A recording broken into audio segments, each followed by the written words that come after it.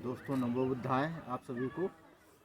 हम आ गए हैं श्रावस्ती ज़िले के उस जगह जहां चीनी यात्री फहियान के किताबों के आधार पर भारत सरकार ने खनन करवाया और हमें ये अंगुलमाल की गुफा इस जगह का नाम है वो मिला।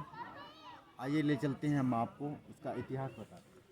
तो बचपन में अंगुलमाल डाकू अंगुलमाल के बारे में पढ़ा था कि डाकू अंगुलमाल बहुत ही क्रूर डाकू था जो लोगों को लूटकर उनकी अंगुलियां काटकर अपनी माला पहनता था, माला बनाकर पहनता था।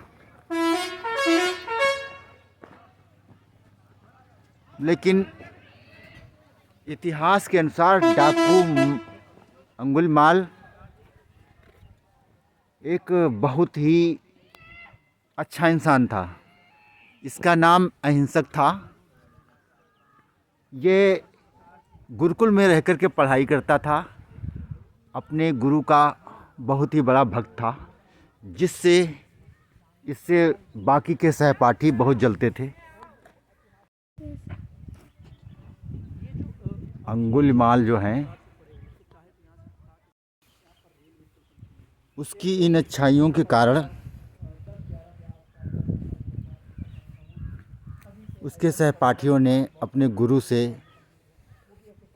अंगुलमाल के बारे में झूठा आरोप प्रत्यारोप करके इसको दंडित कराने का और उसका भविष्य आज के हिसाब से उसका भविष्य खराब करने के लिए प्रतिज्ञा ली और अपने गुरु से अंगुलमाल के बारे में झूठा सच बताया कि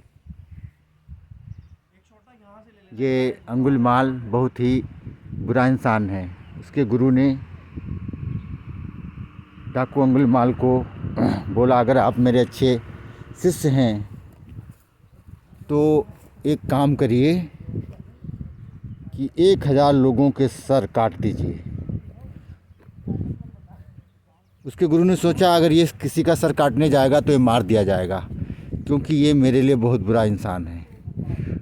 अंगुलमाल गया और 1000 लोगों के सर काट के अपने गुरु के पास आया। बोला, गुरु और मैंने 1000 लोगों के सर काट दिए। उन्होंने कहा कि ये हम कैसे मान लें कि आपने 1000 गुरुओं के लोगों के सर काट लिए हैं। तो अंगुलमाल दोबारा निकला और सर काट के लोगों के उंगलियों को काट लेता था और उसकी माला बना के पहनता था।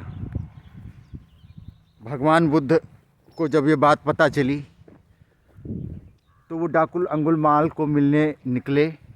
लोगों ने बहुत समझाया कि ऐसा ठीक नहीं है, लेकिन फिर भी बुद्ध भगवान डाकू अंगुलमाल को मिले। डाकू अंगुलमाल ने उनको बहुत डराया धमकाया, लेकिन अंत में प्रवाहित होकर उसने हिंसा का मार्ग छोड़ दिया। इस प्रकार एक डाकू का हृदय परिवर्तन भगवान बुद्ध ने कर दिया। दोस्तों, ये कथा, ये कहानी नहीं, ये इतिहास है डाकू अंगुलमाल के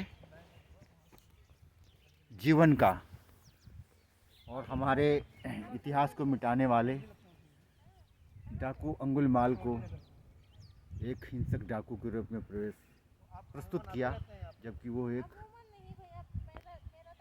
बहुत ही अच्छा इंसान। जय भीम।